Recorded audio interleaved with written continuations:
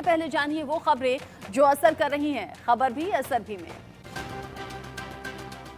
प्रधानमंत्री नरेंद्र मोदी सूरज portal launch करेंगे। कार्यक्रम के दौरान पीएम देश भर के विभिन्न राज्यों के हरियाणा अनुसूचित जाति वित्त और विकास निगम और हरियाणा पिछड़े वर्ग और आर्थिक रूप से कमजोर वर्ग कल्याण निगम के माध्यम से ऋण सहायता प्राप्त लाभार्थियों से बात करेंगे। हरियाणा में बीजेपी की नई सरकार बन गई है। नायब सिंह सैनी ने मुख्यमंत्री पद की शपथ भी ले ली है। उनके साथ 5 और विधायकों को मंत्री पद की शपथ दिलाई गई। अब आज विधानसभा में फ्लोर टेस्ट होगा सैनी को, जहां पर बहुमत साबित करना होगा। हरियाणा में विधानसभा की कुल 90 सीटें हैं। मौजूदा वक्त में बीजेपी सबसे बड़ी पार्टी बनकर उभरी है। यहां पर उनके पास 41 विधायक हैं, जबकि कांग्रेस के पास 30 और जेजेपी के पास 10 विधायक हैं। 7 निर्दलीय हैं। वहीं इंडियन नेशनल लोक दल यानी कि आईएनएलडी और एचएलपी के एक विधायक भी हैं। बीजेपी से गठबंधन टूटने के बाद जेजेपी अलग थलग पड़ गई है। लोकसभा इलेक्शन सर पर हैं। अब जब बीजेपी से जेजेपी अलग हो गई है, बावजूद इसके जेजेपी के पास कोई विकल्प नहीं बचा है। कांग्रेस ने आम आदमी पार्टी के साथ गठबंधन कर रखा है। इनेलो के साथ जेजेपी के एक होने की संभावना नहीं दिख रही। दुष्यंत चौटाला 2019 में जिन 10 विधायकों के दम पर किंगमेकर बनने हैं, उनमें से 6 विधायकों के टूटने का खतरा दिखाई दे रहा है। बीजेपी के साथ गठबंधन टूटने के बाद दुष्यंत चौटाला ने अपने विधायकों की बैठक बुलाई थी, जिसमें 6 विधायक शामिल नहीं हुए। माना यह जा रहा है कि बैठक में न पहुंचने वाले 6 जेजेपी विधायक बीजेपी के संपर्क में हैं और जिस तरीके से समर्थन की बात सामने आ रही है, वो बीजेपी के समर्थन में जा सकते हैं। लोकसभा चुनाव के लिए कांग्रेस पार्टी ने उम्मीदवारों की दूसरी लिस्ट जारी कर दी है। लिस्ट में कुल 43 उम्मीदवारों के नाम हैं। इस लिस्ट की सबसे खास बात यह रही कि इसमें 76% उम्मीदवार दलित और पिछड़े हैं। लिस्ट में शामिल 43 उम्मीदवारों में से 10 जनरल कैटेगरी के, 13 ओबीसी, 10 एससी, 9 एसटी और 2 मुस्लिम उम्मीदवार हैं। कांग्रेस ने मंगलवार को काफी माथापच्ची के बाद लोकसभा चुनावों के लिए 43 उम्मीदवारों की दूसरी सूची जारी कर दी। पहली लिस्ट में 39 प्रत्याशियों के साथ कांग्रेस अब तक 82 उम्मीदवारों की घोषणा कर चुकी है। कांग्रेस की दूसरी लिस्ट में असम से 12, गुजरात से 7, मध्य प्रदेश से 10, राजस्थान से 10, उत्तराखंड से 3, दमन और दीव से 1 उम्मीदवार है। साथ ही 43 उम्मीदवारों में 10 जनरल, 13 ओबीसी, 10 एससी, 9 एसटी और 1 मुस्लिम उम्मीदवार है। पूर्व सीएम कमलनाथ के बेटे नकुलनाथ छिंदवाड़ा से चुनाव लड़ेंगे। वहीं पूर्व सीएम अशोक गहलोत के बेटे वैभव गहलोत जालौर से चुनाव लड़ेंगे। राहुल कसवा राजस्थान के चुनाव वहां से शुरू से चुनाव लड़ने वाले हैं, तो गौरव गोगोई असम के जोरहाट से चुनाव लड़ेंगे। असम के जोरहाट से अपनी उम्मीदवारी पर कांग्रेस नेता गौरव गोगोई ने कांग्रेस नेतृत्व के प्रति आभार व्यक्त किया और कहा कि पार्टी ने उनके कंधों पर एक बहुत बड़ी जिम्मेदारी सौंपी है। सीएए पर तमाम शंकाओं से घिरे मुस्लिम समाज से गृह मंत्रालय ने चिंता न करने की अपील की है। मंत्रालय ने कहा है कि नागरिकता संशोधन कानून से मुस्लिम न घबराएं। इस कानून से भारतीय मुसलमानों का कोई लेना देना नहीं है। उनके पास हिंदुओं के समान ही अधिकार हैं। एसबीआई ने इलेक्टोरल बॉन्ड्स का पूरा डेटा चुनाव आयोग को भेज दिया है। सुप्रीम कोर्ट में सीजेआई डीवाई चंद्रचूड़ की अगुवाई वाली 5 न्यायाधीशों की संविधान पीठ ने चुनाव आयोग को भी जानकारी 15 मार्च को शाम 5 बजे तक अपनी आधिकारिक वेबसाइट पर प्रकाशित करने का निर्देश दिया।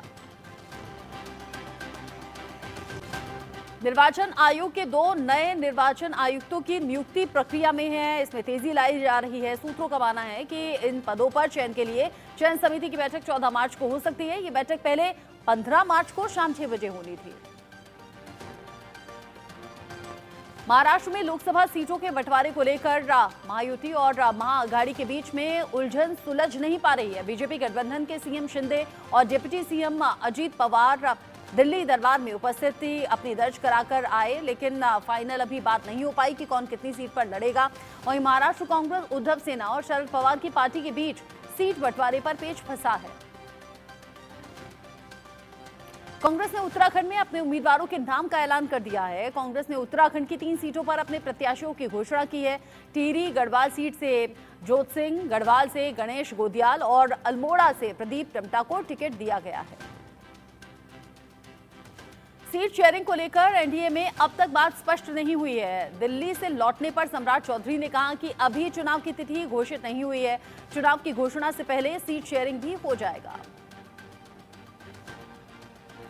राजनीतिक गलियारों में ये चर्चा चल रही है कि सीट शेयरिंग को लेकर उपेंद्र कुशवाहा और चिराग पासवान नाराज चल रहे हैं। हालांकि चिराग पासवान ने साफ कहा कि नाराजगी की कोई बात नहीं है, सीट शेयरिंग पर बात बहुत जल्द ही बन जाएगी। लेकिन बड़ा सवाल ये कि चिराग ने अपने एक कार्यक्रम में खुले मंच से यह भी कहा है कि मेरा गठबंधन जनता से है। तमिलनाडु के युवा कल्याण और खेल विकास मंत्री उदयनिधि स्टालिन की मुश्किल अब बढ़ने वाली है। सनातन धर्म का अपमान करने के मामले में भोजपुर के न्यायालय ने संज्ञान लिया। इस संबंध में स्टालिन को 1 अप्रैल 2024 को भोजपुर कोर्ट में उपस्थित होना है। कोर्ट का कहना है कि अगर स्टालिन नहीं आते तो न्यायालय आगे की कार्रवाई करेगा। लोकसभा इलेक्शन से पहले महाराष्ट्र में शिवसेना यूबीटी प्रमुख उद्धव ठाकरे और केंद्रीय मंत्री नितिन गडकरी के बीच जुबानी जंग शुरू हो गई है। ठाकरे ने एक बार फिर से उनसे कहा कि अगर उनका अपमान किया जा रहा है तो वो बीजेपी छोड़ दें। महाराष्ट्र में विपक्ष लोकसभा चुनाव में उनकी जीत सुनिश्चित करेगा। कांग्रेस ने दूसरी लिस्ट में उदयपुर के कलेक्टर रहे ताराचंद को उम्मीदवार बनाया है। अब उदयपुर लोकसभा में 2 अफसरों के बीच में होगा मुकाबला। यहां से बीजेपी ने मन्ना लाल रावत को टिकट दिया है और रावत एडिशनल कमिश्नर हैं। कांग्रेस अध्यक्ष मल्लिकार्जुन खड़गे ने उन दावों को खारिज किया जिसमें कहा गया कि कांग्रेस के वरिष्ठ नेता चुनाव लड़ने से कतरा रहे हैं। लेकिन ये भी चर्चा है कि बढ़ती उम्र के कारण खड़गे चुनाव नहीं लड़ेंगे।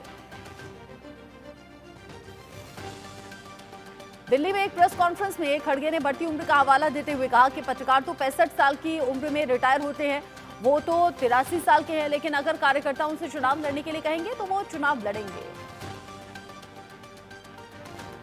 लोकसभा चुनाव 2024 के लिए बीजेपी के उम्मीदवारों की दूसरी सूची तैयार कर ली गई है। पार्टी की ओर से इसे जल्द ही जारी किया जा सकता है। कहा यह जा रहा है कि बीजेपी की बैठक में 100 से ज्यादा सीटों पर चर्चा हुई है।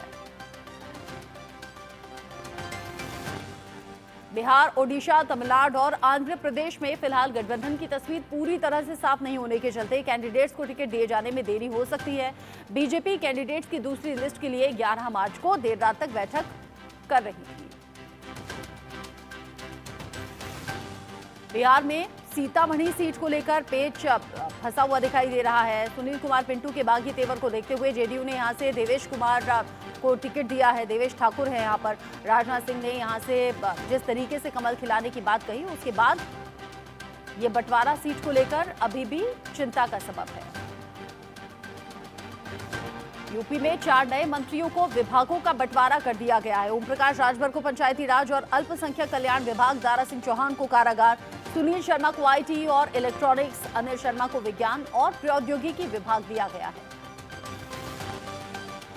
यूपी के मऊ से पूर्व विधायक मुख्तार अंसारी को एक और मामले में दोषी करार दिया गया है। गाजीपुर में एमपी एमएलए अदालत 35 साल पहले फर्जीवाड़ा कर दोनाली बंदूक का लाइसेंस हासिल करने के मामले में आज सजा का ऐलान कर सकती है।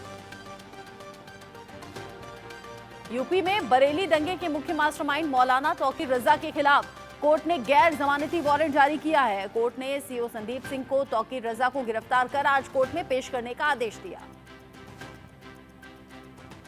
संदेश खाली में शेख शाहजहां के बाद टीएमसी पार्षद के बेटे पर एक छात्रा के साथ गैंगरेप का आरोप है। इसी को लेकर बीजेपी नेताओं ने कोलकाता के बेहाला पुलिस मार्केट में विरोध प्रदर्शन किया। गुजरात के पोरबंदर में फिर पाकिस्तान की नापाक करतूत सामने आई है। आईसीजी, एनसीबी और एटीएस के संयुक्त अभियान में 480 करोड़ रुपए की नशीली दवाओं के साथ एक पाकिस्तानी बोट पकड़ी गई है। ग्रेटर नोएडा में गौर सिटी के पास एक ढाबे में भीषण आग लग गई।